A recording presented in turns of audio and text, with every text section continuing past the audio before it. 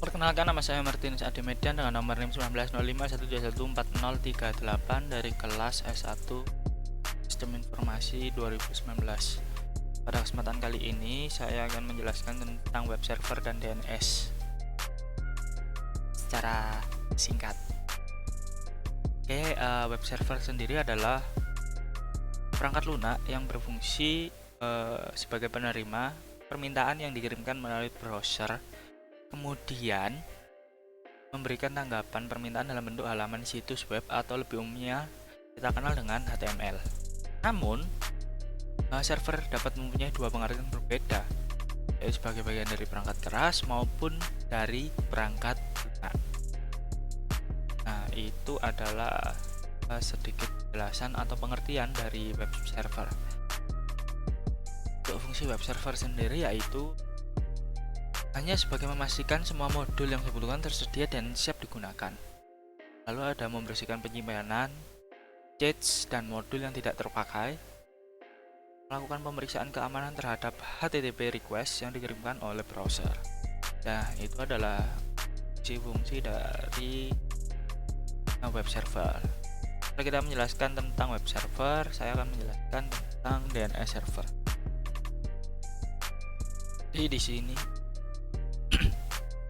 Jadi di sini DNS itu bisa disebut dengan domain name server ya. Sebuah sistem yang menghubungkan antara URL atau Uniform Resource Locator dengan Internet Protocol address atau bisa disebut dengan IP address. Cara singkatnya sih seperti itu. Jadi DNS di sini sebagai perantara bisa, penghubung bisa, sebagai alat komunikasi bisa. Nah, fungsinya sendiri yaitu adalah meminta informasi IP address sebuah website berdasarkan nama domainnya. Nah, lalu meminta informasi URL sebuah website berdasarkan IP address yang dimasukkan. Tadi udah ya fungsi, lalu kita lanjut ke bagian-bagiannya. Di sini domain dibagi menjadi beberapa level. Mulai yang pertama yaitu root level domain, atau kita bisa singkat RLD ya. Jadi RLD ini itu bagian tertinggi dari DNS itu sendiri. Biasanya bentuknya itu berada di belakang titik, misal kayak .com, .org, .id, .net, .uk. Jadi seperti itu. Nah, untuk top level domain yang kedua ini bisa disebut dengan TLD, berada di bagian depan root level domain. Jadi ini terdapat dua jenis TLD yang umumnya dipakai, keduanya yaitu Generic Top Level Domain (GTLD) dan Country Code Top Level Domain atau CGLTD.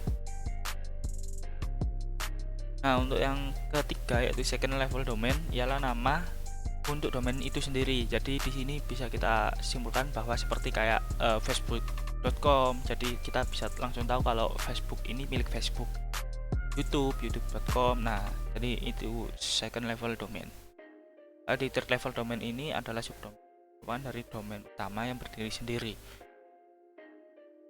Jadi kalau diibaratkan ini adalah rumah, domain adalah salah satu ruang khusus di rumah itu sendiri. Nah, seperti itu. Untuk hostname yang terakhir, hostname ini bisa disebut dengan URL terdepan ya. Jadi fungsinya dari sebuah website atau halamannya. Jadi yang paling sering digunakan itu HTTPS, yaitu Hypertext Transfer Protocol Resource. Nah, itu adalah penjelasan singkat tentang DNS server ya. Nah, sekarang kita akan langsung lanjut ke simulasinya. Tentunya menggunakan Cisco Packet Tracer ya. Pada yang pertama ini kita sudah memiliki skenario seperti di video kali ini. Ya, saya sudah memiliki skenario seperti berikut. Jadi langkah pertamanya yaitu pastikan kita sudah membuat skenario seperti ini, yaitu ada server, ada switch, ada router, dan ada access point atau bisa disebut dengan wireless. Jadi langkah yang pertama yaitu seperti itu, kita bikin skenario. Yang kedua, pastikan PC1, PC4, dan laptop dapat tersambung dengan web server. Nah, web server kita lihat di sini. default gateway-nya 433 ya. Kita pastikan web servernya itu kasih default gateway-nya 433. Nah, ini agar itu sebagai acuan untuk PC maupun PC 1 dan laptop dan smartphone itu bisa tersambung. Lalu langkah selanjutnya yaitu nyalakan service HTTP-nya di komputer web server. Jadi kita masuk ke web server lagi. Untuk ini kita langsung masuk service. Lalu kita HTTP service. Pastikan di HTTP service, lalu kita edit index. Jadi di sini itu ada ya. Jadi di sini itu nanti yang bakalan indeks HTML ini, jika kita berhasil mengaksesnya, tampilan webnya akan muncul seperti ini. Selamat datang, lalu selamat datang di official web jarcom.com. Terus web ini adalah percobaan saja. Jadi seperti itu. Ini adalah tampilan web jika kita berhasil mengakses web itu sendiri. Lalu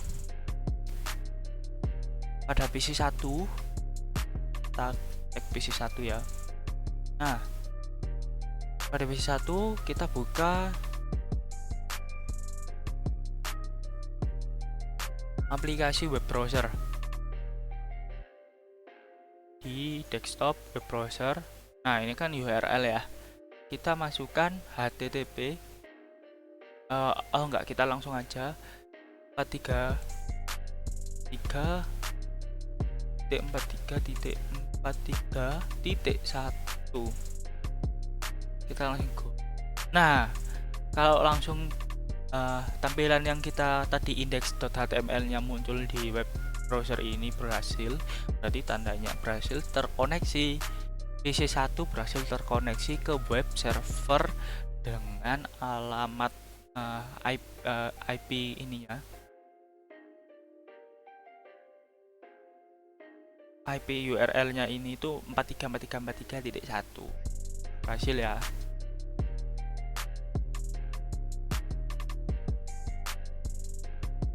Nah, itu adalah penjelasan tentang web server. Jadi konsepnya itu seperti itu. Jadi kita masuk ke web melalui suatu default gateway, DNS maksud saya. Ya, default gateway-nya web server itu sendiri yang tadi 4343 kita akses. Jika berhasil berarti terkoneksi. Sebelumnya itu kita pastikan ya PC 1 di sini itu memiliki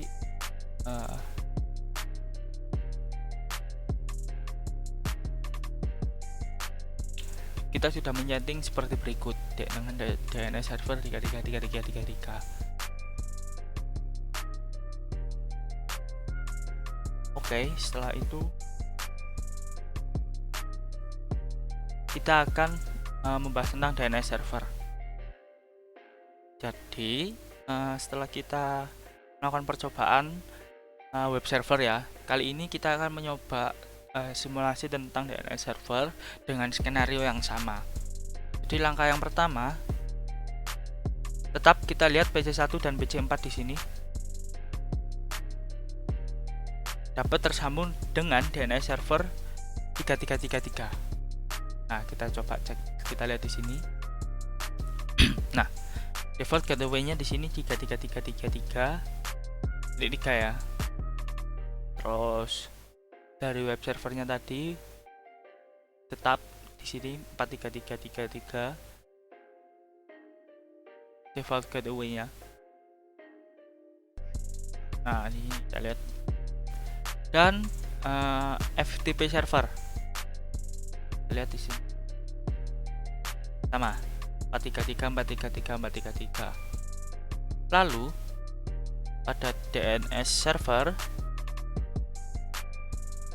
tambahkan entry DNS seperti ini ya, di service, lalu kita ke DNS. Nah, setelah DNS pastikan ini on juga, lalu kita tambahkan seperti berikut.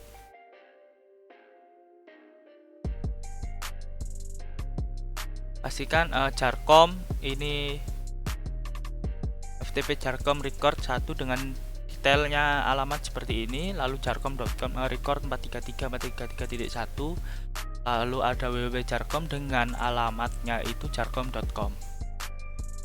Nah, lalu setelah kita berhasil menyeting DNS server seperti ini, kita akan perintah nslookup pada PC1. Nah, di sini kita lihat main prompt, kita coba ns up.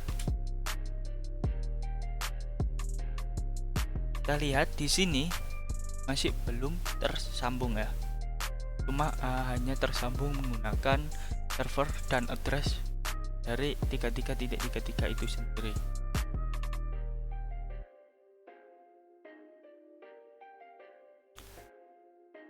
Coba kita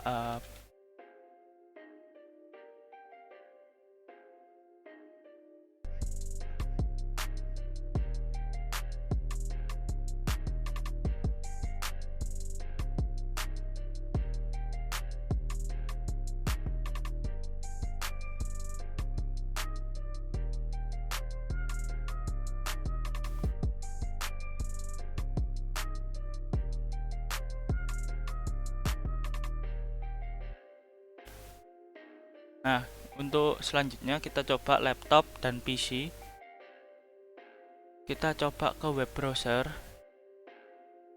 dari tab desktop ya, tadi desktop, lalu jalankan jarcom.com.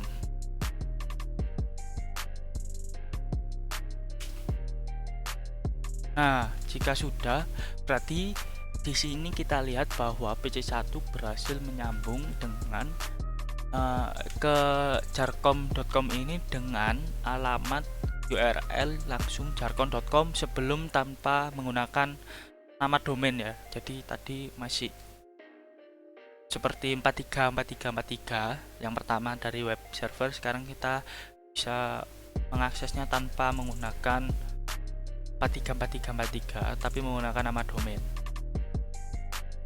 Nah, jika sudah jarcom.com,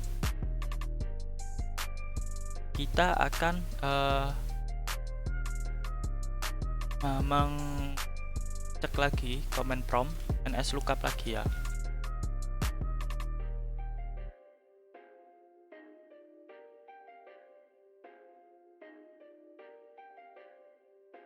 Di bagian laptop sekarang.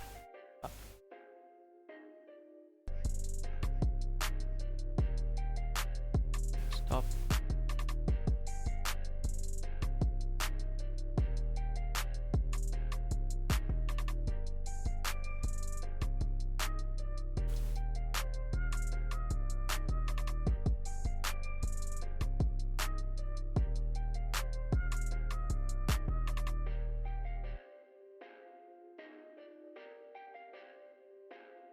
Nah, ini udah berhasil ya. Kita lihat ke nslookup bahwa dengan laptop ini berhasil tersambung, tetap sama menggunakan server dan address 33.33.1. Nah, kita sekarang akan mencoba menggunakan FTP ya.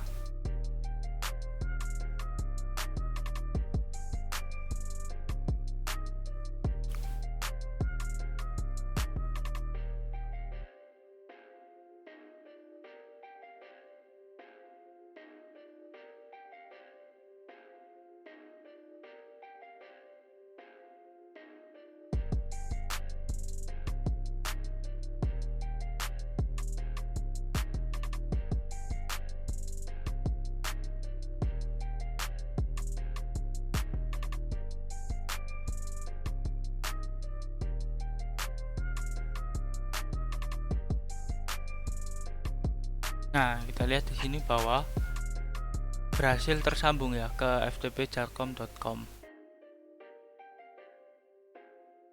Jadi demikian penjelasan saya